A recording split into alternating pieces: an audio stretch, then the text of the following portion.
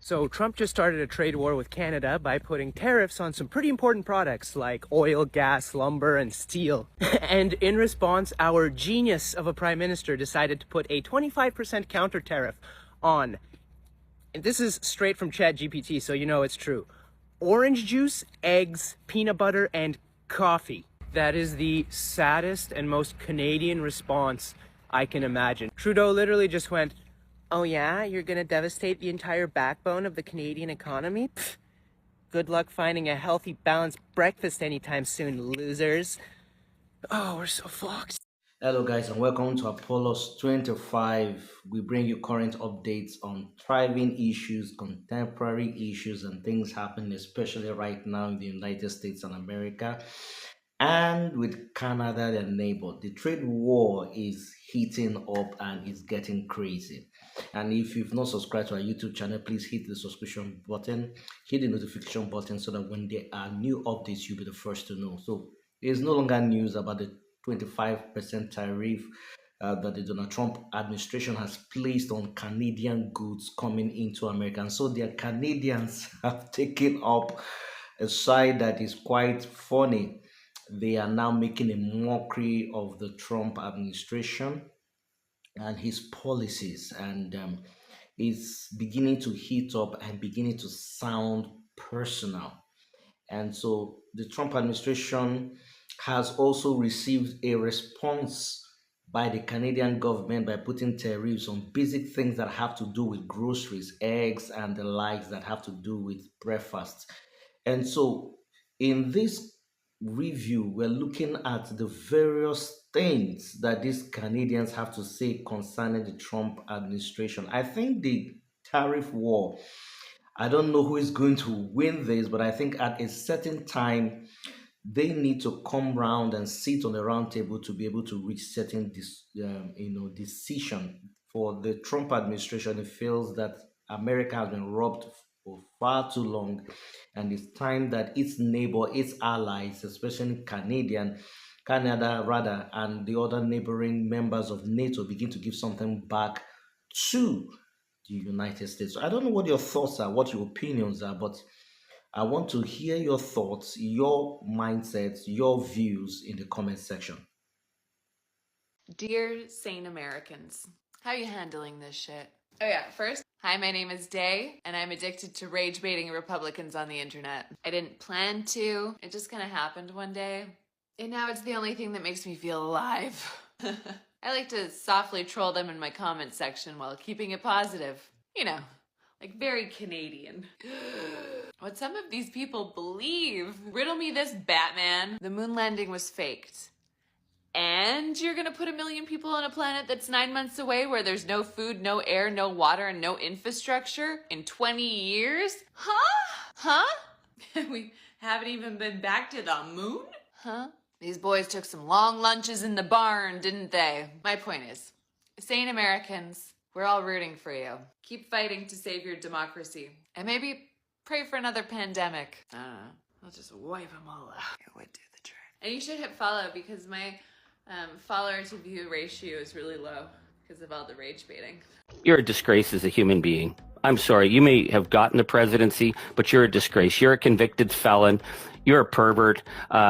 You treat your allies with absolute disdain while you kiss up to Putin. Here's the thing. We are your best neighbor. We are your best ally. We are your #1 trading partner, but we won't break, Donald, because you think your grifter politics can push us around. And we will continue to defend the international world order. We will continue to work with NATO. We will continue to work with Ukraine. So, Donald, I know this is a big diversion exercise for you to change the channels in the United States, but you're going to have to explain to the American people very quickly why you brought in so many grifters and crooks with you. The American people aren't going to put up with it, and the Canadian people, we will never put up with it. Anytime, Donald, anywhere, we will take you on. Okay, this order, it's a wonderful order, it's a beautiful order. This order is pulling American booze off the liquor mart shelves.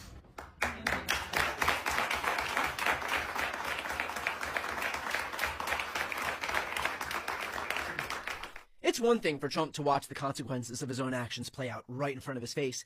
It is entirely another thing to also get publicly mocked just for good measure. This is the Premier of Manitoba, a top Canadian official, signing an order taking American alcohol off the shelves in the province's liquor stores. And it's not just Manitoba. Everywhere from Ontario to Quebec to Alberta are also joining in on going after American booze to hurt the U.S. economy and send a message to Trump. Here's the Premier of Ontario, Doug Ford. And as the exclusive wholesaler, American brands will no longer be available in LCBO catalog, meaning other retailers, bars, and restaurants in the province will no longer be able to restock U.S. products. This is an enormous hit to the American producers. Every year, the LCBO sells nearly $1 billion worth of U.S. wine, beer, cider, seltzers, and spirits, including more than 3,600 products from 35 states. As of today, every single one of these products is off the shelves.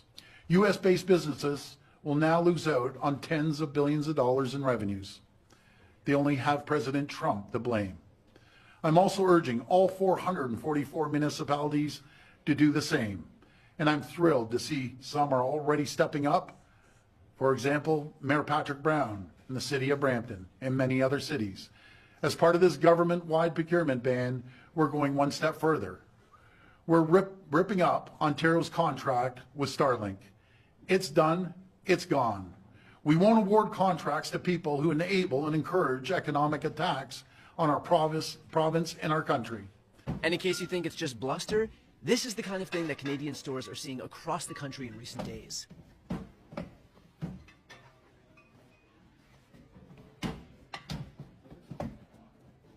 Meanwhile, the Canadian province, British Columbia, says that their restrictions on U.S. alcohol sales will specifically target red states, which will help ensure that the largest economic toll is inflicted on the voters who made Donald Trump president in the first place. For our first of many steps, effective today, I have directed BC liquor sales to immediately stop buying American liquor from red states.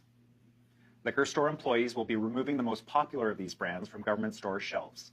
You've heard the phrase, fuck around, find out. This part right here, this is the find out part. And so amid all of this chaos and disruption to Americans' economic well-being, Trump has recently announced that he is pausing his tariffs on both Canada and Mexico until April. And of course, this closely mirrors... Well, howdy.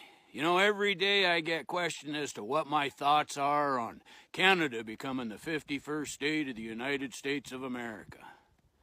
My kin were here before this country got started, and every fucking generation they've been here, they gave their blood, sweat, and fucking tears so that the generations coming after them could have a better place than they had. And now, because of a bunch of inept and corrupt politicians, I got the fucking arrogance of the U.S. president telling me that there's a fucking monetary value to my sovereignty, and I will gladly give my fucking life defending every sacrifice, every dream, and every fucking hope that my family had, everything that they did so that I could be here. Mind your own fucking business, Donald. Square up your own country and leave mine the fuck alone. So welcome back, guys. You've just watched those video clips. This is as raw as it can get. So I want to know what your thoughts are. Are you an American? Are you a Canadian? Is the Trump administration getting it right? Are the Americans, as it were, making more friends or creating more enemies right now? We would love to know. Thank you for watching.